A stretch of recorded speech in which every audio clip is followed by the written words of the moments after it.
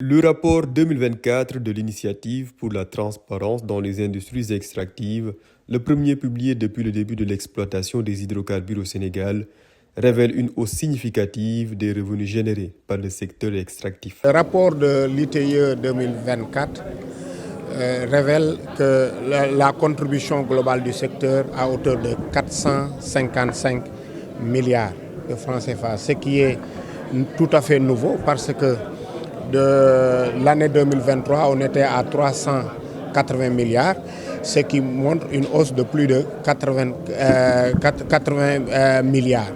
Donc aujourd'hui, ça prouve le dynamisme du secteur et également les efforts consentis par les autorités pour qu'on puisse augmenter toujours la contribution du secteur extractif. Longtemps attendu comme un levier de croissance, la production d'hydrocarbures commence ainsi à contribuer positivement à l'économie nationale, confirmant les espoirs placés dans ce secteur stratégique. La contribution du secteur des hydrocarbures est passée donc de 30,65 milliards de francs CFA en 2023 à 77,70 milliards en 2024, donc soit une hausse de 47,1 milliards de francs CFA, ce qui est important et nous pensons que le rapport qui va venir va montrer davantage la contribution de ce secteur des hydrocarbures.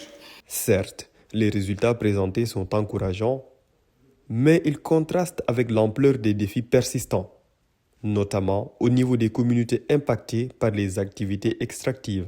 Malgré les chiffres annoncés plus haut, le secteur extractif peine toujours à tenir ses promesses, du moins pour les collectivités et les communautés qui sont impactées. Nous l'avons vu, plus de 90% des flux ont abondé dans le budget de l'État. Une portion congrue a été réservée aux paiements sociaux et environnementaux. Qui plus est, il est encore désolant de constater que le fonds de réhabilitation n'a encore reçu aucun franc.